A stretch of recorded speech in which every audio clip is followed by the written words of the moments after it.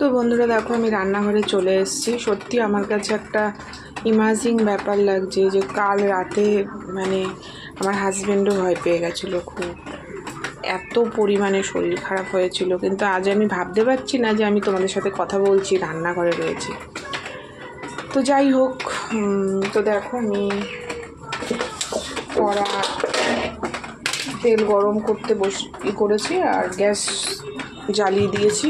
তো চলো কড়াতে তেল দিয়ে দিই।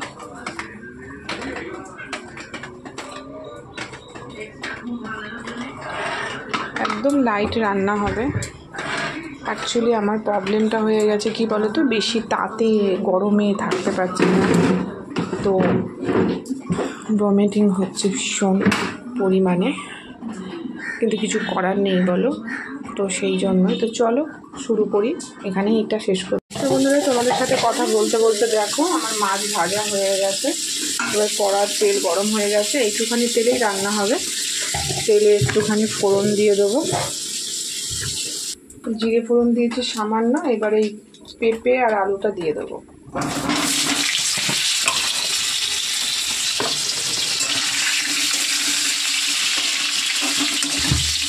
দেখো কত সুন্দর বাইরে বৃষ্টি হচ্ছে, একদম অন্ধকারাচ্ছন্ন হয়ে রয়েছে। এতে একটু খিচুড়ি ভালো লাগে খেতে, তাই না? কিন্তু আমার শরীরটা ভালো নেই বলে খিচুড়ি কিছু হবে না, খাবেও না। তো আজকে বড় বললো যে বড় পাতলা ঝোল খাবে।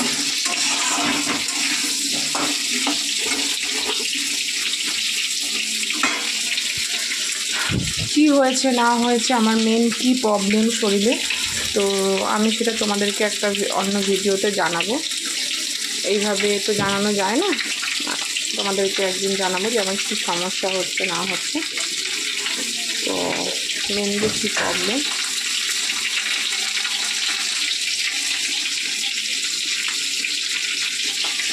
কারণ আমি যদি এখন ভিডিওতে কিছু জানাই অনেকেই জেনে যাবে, তো সেই জন্য আমি তোমাদেরকে জানাতে পারছি না। আমি একটুখানি ঠিকঠাক হয়ে গেলে আমি জানাবো।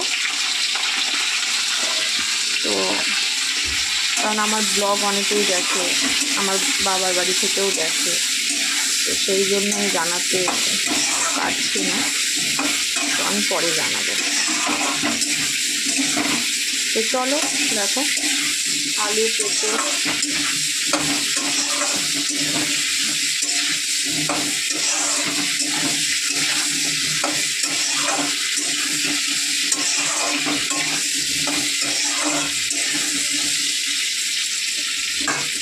এটাতে আদা আর কাঁচা লঙ্কা বাটা দেবো, একদম পাতলা ঝোল হবে। দেখো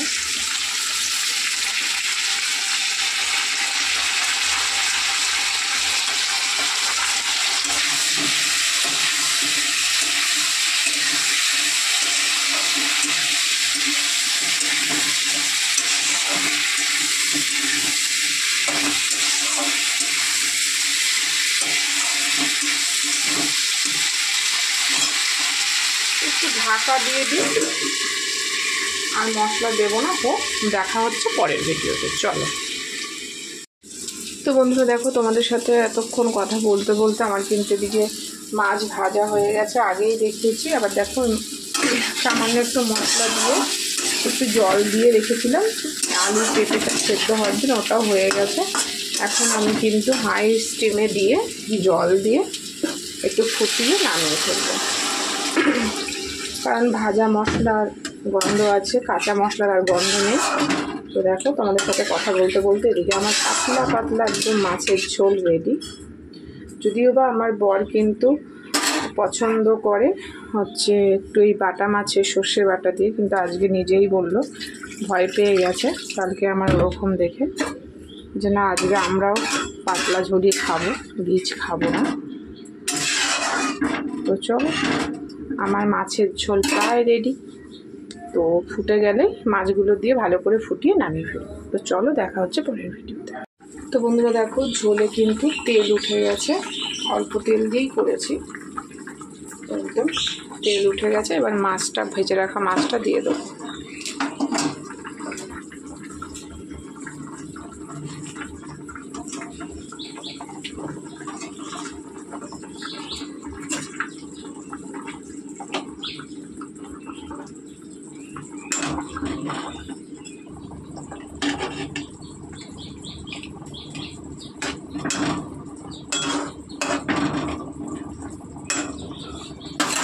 এবার একটু লো ফ্লেমে একটুখানি হবে, ঢেকে দিই। তো চলো, তোমাদের সাথে আবার পরে দেখা হচ্ছে। তো বন্ধুরা দেখো, আর কিন্তু মাছের ঝোল হয়ে গেছে। এবার মাছের ঝোলটা আমি নামিয়ে নেবো। তো চলো,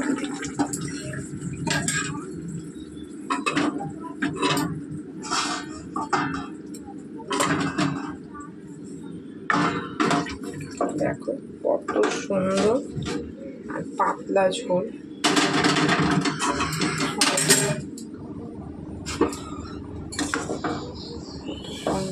পাতলা ঝোল লেবু দিয়ে খুব সুন্দর লাগবে খেতে।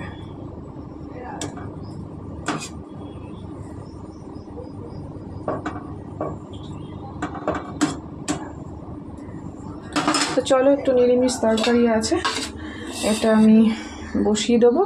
তারপরে আমি গ্যাসটা মুছে ভাত বসিয়ে দেবো। চাল ঠাল রেডি করে রাখি, গ্যাসটা মুছে নিয়ে ভাতটা বসিয়ে দেবো। তো চলো, দেখা হচ্ছে পরের ভিডিওতে। সুস্থ থেকে ভালো থেকে কামনা করে ভিডিওটা শেষ।